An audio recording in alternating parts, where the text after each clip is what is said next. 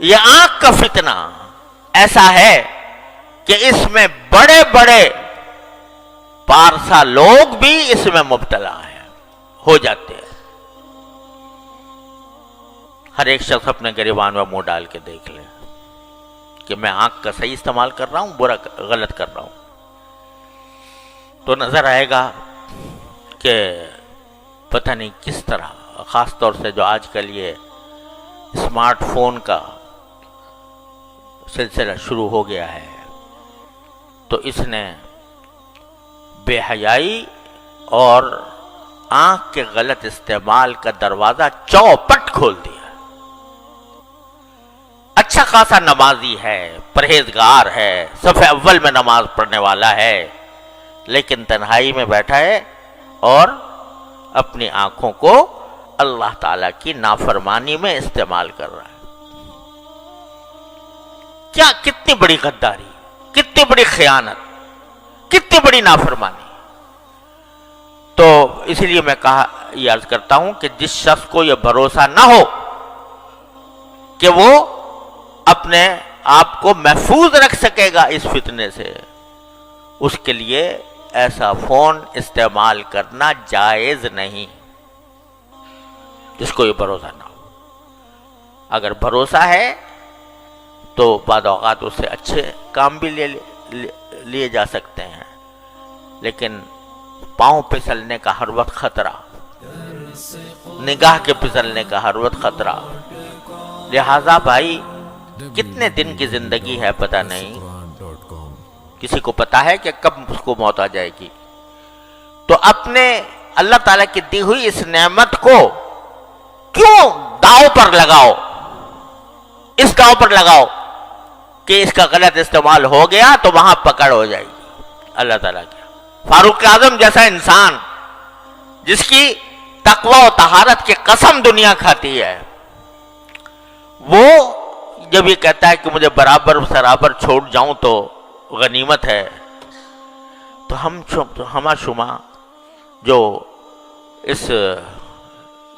ان قسم کے فتنوں میں مبتلا ہو جاتے ہیں، ان کے دل میں خیال نہیں آتا، ان کے دل میں یہ خوف نہیں ہوتا کہ یہ جو ہم اللہ تعالیٰ کی نعمتوں کا غلط استعمال کر رہے ہیں، ایک دن اس کا حساب دینا ہوگا، ایک دن اللہ تعالیٰ کے سامنے حاضری ہوگی، اور ایک ایک نگاہ جو جس چیز پر ڈالی ہے اس کا حساب مجھے دینا ہوگا۔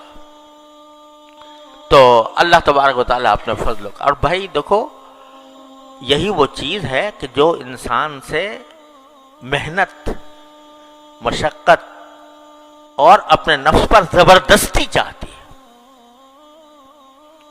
زبردستی۔ بہت عرصے تک میں بیان کرتا رہا ہوں، یا ایھا الذین آمنوا اتقوا اللہ وجاہدوا فی سبیلہ، کہ تقوی کا راستہ یہ ہے کہ اللہ کے راستے میں محنت کرو۔ کیا محنت کرو؟ کہ نفس کسی طرف بلا رہا ہے، مچل رہا ہے، گناہ کی خواہش دل میں پیدا ہو رہی ہے، اور تم اس خواہش کو زبردستی کر کے دباؤ، یہ ہے مجاہدہ۔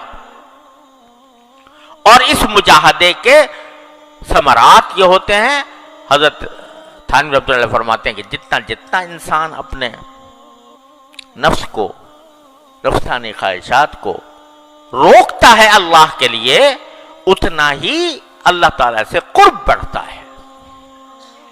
وَأَمَّا مَنْ خَافَ مَقَامَ رَبِّهِ وَنَهَى النَّفْسَ عَنِ الْهَوَىٰ فَإِنَّ الْجَنَّةَ هِيَ الْمَأْوَىٰ، جو اپنی خواہشات کو اللہ کے لیے روکتا ہے، دل تو مچل رہا ہے، بہت بے شک مچل رہا ہے، نفس بھی آمادہ کر رہا ہے، شیطان بھی آمادہ کر رہا ہے، لیکن مجھے یہ اللہ تعالیٰ کے سامنے جواب دینا ہے، اپنی ایک ایک نظر کا جواب دینا ہے۔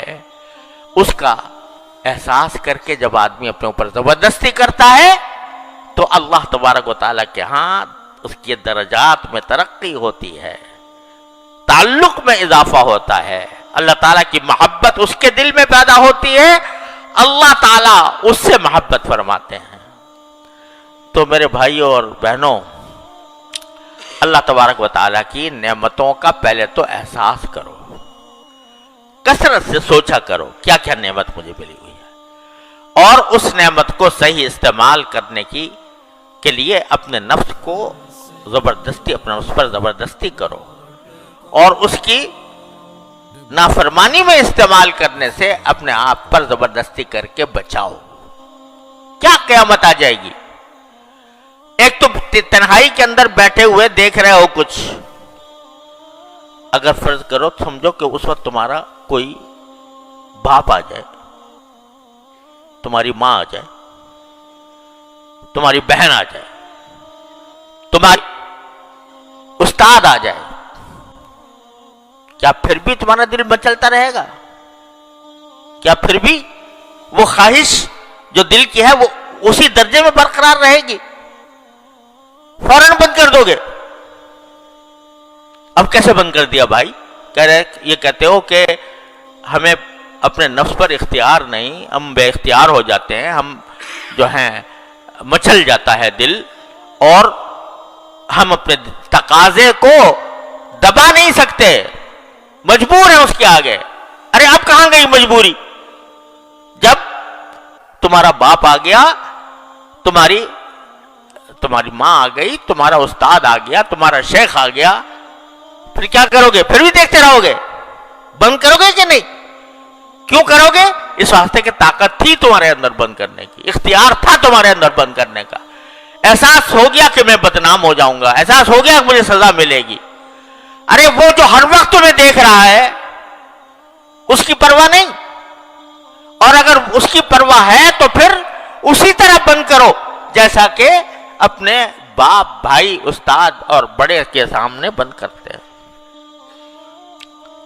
تو اپنے نفس پر یہ زبردستی کرنی ہوگی، اور اسی زبردستی کے ذریعے تم اللہ تعالیٰ تک پہنچو گے۔ یا ایھا الذین آمنوا اتقوا اللہ وجاہدوا فی سبیلہ لعلکم تفلحون۔